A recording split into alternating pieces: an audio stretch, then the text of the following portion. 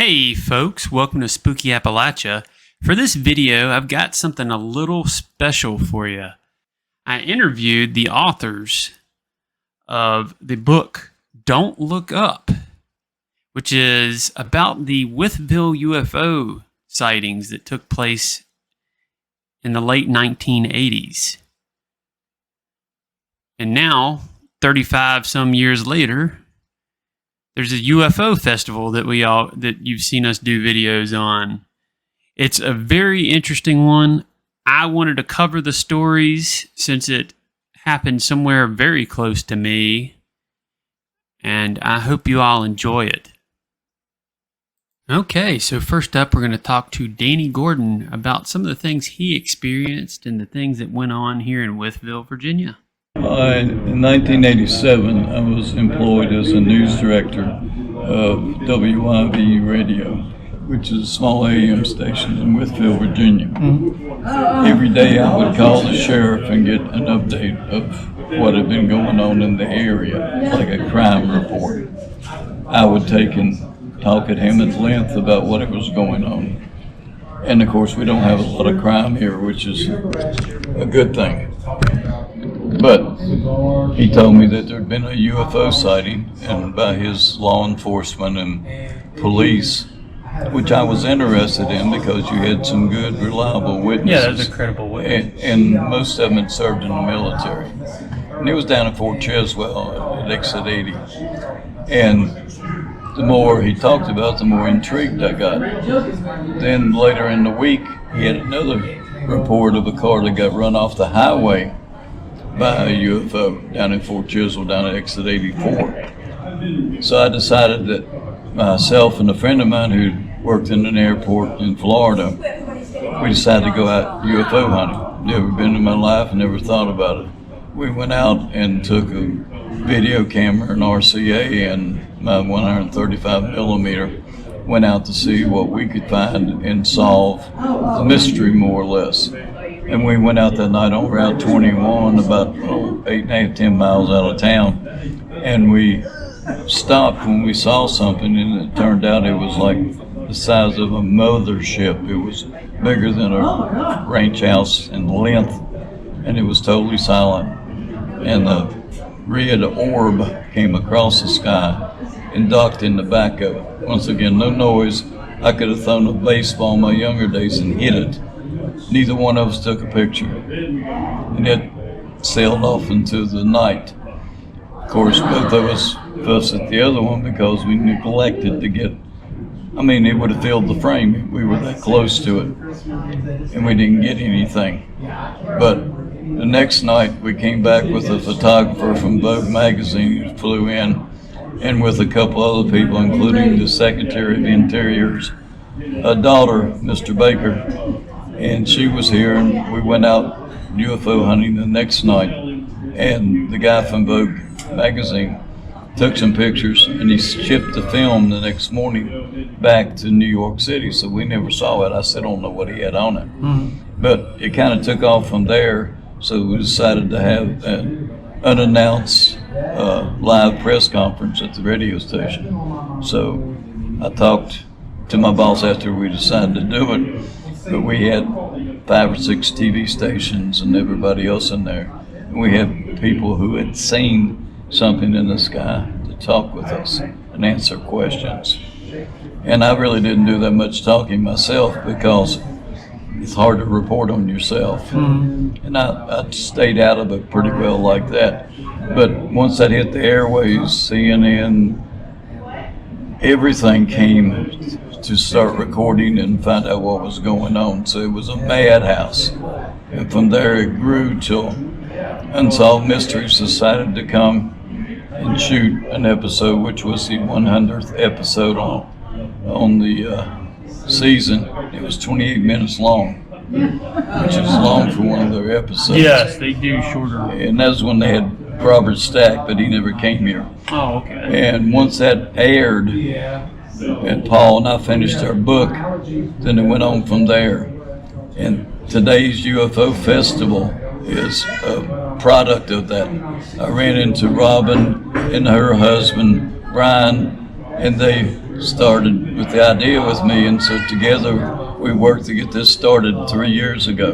And now it's grown into what you can see is a large event. Had 1,000 people attend last year, and maybe more this year. Definitely seems like more. And of course, we got some different speakers, and I'll be joining them on a panel of discussion coming up later on this afternoon. Hey folks, this is Jimmy. I'm here with Paul Dellinger now, who helped Danny write the book on the Wytheville UFO incidents. It's called Don't Look Up. Welcome to the channel, Paul. Thank you. Glad to be here. So where Danny and I left off was he went out and he had his initial sighting with what he called the mothership, and then I think it was the next night he went out again and got a photograph of it. Well, the photograph he got was actually at a shopping center. He and his wife and his, at that time, little girl were at a shopping center in Wytheville, and they noticed there was a bus there of students, and they noticed the students were pointing up at the sky. He looked up and he saw what looked like 4 lights traveling together. And this time he did get his camera and he got pictures. And that's the picture you have. Those photos are pretty incredible. I'll try and show, I'll edit one in on the screen for this video, but they're pretty neat. What did you think of them? Yeah, I was impressed by them. I thought possibly it was some kind of an aircraft with 4 lights on it, but it apparently the way the lights changed when they passed over, it doesn't look like that's what it was. It looks like it is 4 individual whatevers. Yeah. So that was a pretty big incident, and I think that one was, or sighting, and that one was one of the ones discussed on Unsolved Mysteries. Mm-hmm. There, a whole lot of people saw this one. There was a bus full of kids and, and a ton of people in a parking lot. It was at a shopping mall, or? Yes, that's right. Okay. There was a Rose's store there at the time, was the Anchor store, and several others, and the parking lot was pretty full. Wow.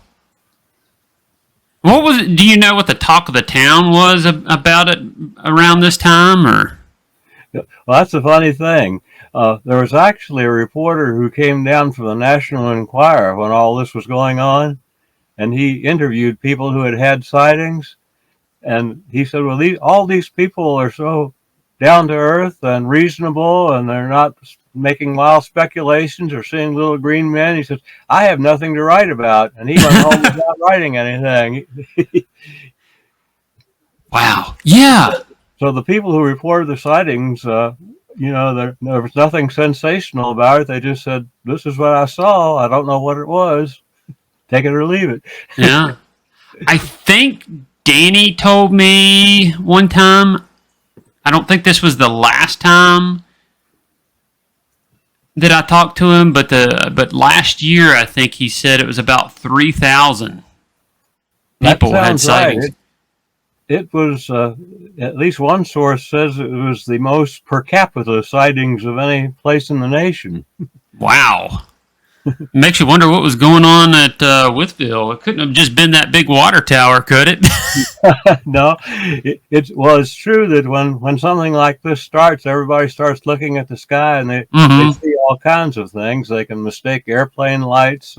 Danny actually had calls where he identified it was the planet Venus people were looking at. Oh, yeah. I could see that. But there was definitely something in the skies at that time. A lot of people were seeing it. What do you think? I guess could we go over some of the sighting stories that stood out the most to you? Yeah, everything from lights in the sky, like in Danny's photographs, to things that looked like cargo planes that made no noise. Huh. I don't know if I can even remember all of the different descriptions we got, but lots of different shapes and lights and different phenomena. When everybody started looking up, everybody started seeing something. Yeah, that's true. You're looking for it. I remember one lady told us she was looking at the airport, and she got in touch with me and said, "Oh, I saw the thing," and she described this light and everything. And then I got back to her a little later, and she said, "Yes, I found out what it was. It was just an airplane taking off at the airport." Oh, okay. Yeah. So, there are explanations for some of these Yeah, things, yeah. but there were a lot of them that had no explanation. Right. I think one of the biggest, the ones that stand out, the two that stood out in my mind the most were the one where Danny, I think his name was Roger, That's right. went out looking for whatever these things were. They had their initial sighting, and then that sighting in the parking lot that we just spoke of. Mm-hmm. Those are the ones that stick in my memory the most. I'm trying to think if there were any ones that. Oh, there before Danny. I think there was a sheriff's deputy or something that had a sighting. That was the original sighting. Okay. When Danny was doing news at a radio station, and he would call the sheriff each morning. And this particular morning, after he got whatever the report was, the sheriff said something else that might interest you, and he described some couple of his deputies seeing whatever it was, light flying in the sky. Danny put that on the air, and that's what started the whole thing of him being UFO Central. Whenever everybody saw something, they would call Danny. I remember him telling me, I think last year, that his phone was just ringing off the hooks. Yep. Every day, with all these sightings that people thought they had. Also, he had some strange things happen to him, like he had some photographs and recordings that went missing in his house. I think It's that photograph you're looking at. He took several pictures of the lights in the sky over the shopping centers. Yeah. And his negatives, he still had prints of the pictures, but his negatives turned up missing. And he thought somebody had come into his house and taken them. Wow. Yeah, it makes you wonder who. I can't remember if it was Unsolved Mysteries or what, but someone did a story on it, and they painted it like the government was doing these things. And I think he also said that he was followed home and stuff like that too. Is that right? He thought maybe he was. He was actually visited in his home by two people who said they were reporters. He thinks that might be when the negatives were taken. They came in, and he talked to them. He answered their questions, and then later he called the publication they said they were from, and they said there were no such people working for them. Wow. He thinks that's when the negatives might have gone missing. That's a very good possibility. That I remember hearing about that story. That gave me the chills. Yeah. Yeah, and he got all kinds of phone calls, conspiracy theories. People told him when he was going to speak about the UFO on a trip he was making, said, if you do that, they're going to try and get you. They're going to put contact poison on your car door or something. Wow. And he went anyway, and nothing happened. Now, you were telling me you eventually saw something too, right? Yeah, I actually went out in a field near our house one night and sat there for hours and hours, and I saw lots of lights in the sky, but they were all airplanes or something like that. One night when I was coming home from work, it was about between 10 and 11 at night. I was coming down the road to turn into my driveway, and I saw a light that was kind of a scintillating light, like something you would see hanging down in one of the nightclubs in the Roaring '20s that gave off lights reflecting from and around. And I thought, wait a minute, there's no street light there. And I got out of the car, stopped the car, and got out, and it was a moving object. There was, as I say, a light that threw off reflections as it moved over my head. And I had a pair of field glasses in the car, which I grabbed, and I saw after it passed over, I saw the rear, and it was like a window with 3 panes. It was in a circle and 3 different panes filling out the circle in the rear of it. And so it was very quiet on my street, and I could hear just a quiet humming noise, like a motor that was very, very muffled. And it just drifted off. I couldn't follow it because it went over a field after that where there was no road, and simply went off onto the horizon at a very slow speed, nothing real fast.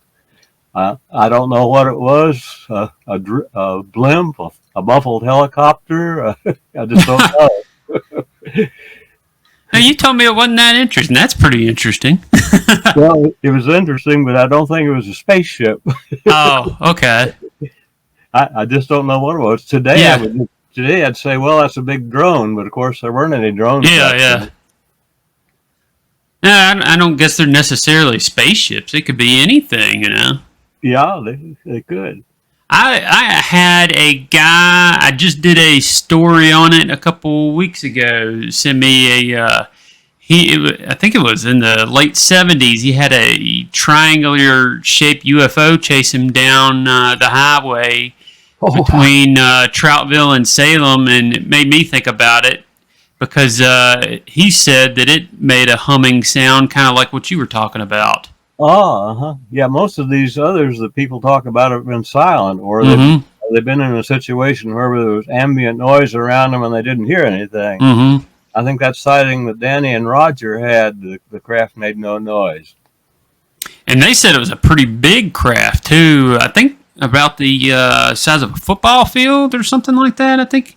That was their estimation. I remember they had their camera and everything, and they were so awed by it, they didn't even think to take a picture of it until it had already gone out of sight, and then they turned to each other, "Did you get that picture?" "No, didn't you?" I would say I'd probably do the same. Knowing me.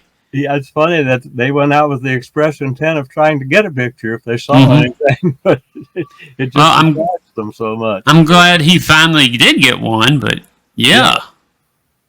That would have been interesting to see that big one.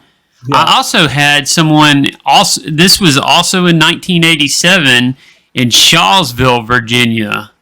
I'm sure you've heard of Shawsville. Well, sure. Someone sent me a story a couple months ago about another triangular-shaped craft, and they lived by the river in Allegheny Springs in Shawsville and saw some kind of craft outside their home shining lights on it in the middle of the night. I thought that one was also interesting because it happened around the same time frame as the Wytheville, and Shawsville's not that far away from Wytheville either, really. That's right. Yeah, only one county away. Oh, really? Okay, I didn't know they were that close. Yeah, they're not. They're within an hour's. We are within an hour's drive of that. Yeah, easily. Oh, okay. But yeah, it's interesting that once we did the first edition of the book, lots of people came up to both Danny and myself individually and would describe sightings they had years ago and had never told anybody about. Oh, I'm sure. I had a bunch of people come up to me at the UFO festival this year at my table and tell me about their sightings. Yeah, that's the same kind of thing we had. Yeah, no, I had a couple people telling me that they're still seeing stuff in Wytheville. They said one guy said, you know, they never went away. He said that he got video of one coming out from behind a mountain or something like that. He said he's going to send it to me, but I still hadn't heard anything. There was a gentleman there at the UFO festival that showed me a video he had of a light in the sky. I think he was from the Roanoke area. Oh, wow. He had it on his iPhone. It looked like a star, but of course it was moving, and it wasn't moving the way an airplane would move. So it wasn't the Roanoke star. No, no. Not the Mill Mountain Star. Yeah. Wow. And they do a really amazing job at that with the Wytheville UFO Festival. I think Robin and Brian, I think's her husband's name. Yes, that's right. So anybody listening, definitely be sure and check out the Wytheville UFO Festival. They usually post when it's going to be on their website. I've gone the past couple of years. Well, it's only been going. That was the third year, right? That's correct. 3 years. So I think I've seen you at all three of them. I believe so. I have been at all three, yeah. And it's a fun time. It was really big this year for sure. Yeah, they went into another room with all the dealers and people selling things. Had to expand. Yeah, and I was in the room opposite of you. Well, Paul, I definitely appreciate you coming on the channel and giving us a look. What's that? I appreciate you allowing me to. Appreciate the invitation. I definitely want to get the Wytheville story out there more, and this was a big help. Well, good. Yeah. There was no question that people were seeing something. I have no idea what. Well, if you're watching and you want to learn more about this, make sure to look up Don't Look Up by Paul Dellinger and Danny Gordon. It's on Amazon. I've got a copy. I got it at the festival a couple years ago, but you can get it on Amazon. I guess is that the best place to buy it? Probably, yeah. Amazon or Barnes and Noble, either one. It's the one that's up there now is actually a second edition with a couple chapters added to bring things up to date. Oh, okay. The first edition was kind of rushed out and had a lot of proofreading errors and is out of print now. Well, thanks again for coming on, and I appreciate that. And everybody watching, we appreciate y'all tuning in. Make sure to like, subscribe, comment, and share this out. Tell all your friends, and we'll catch you in the next one. Okay, great. Appreciate it. Thank you. Thanks.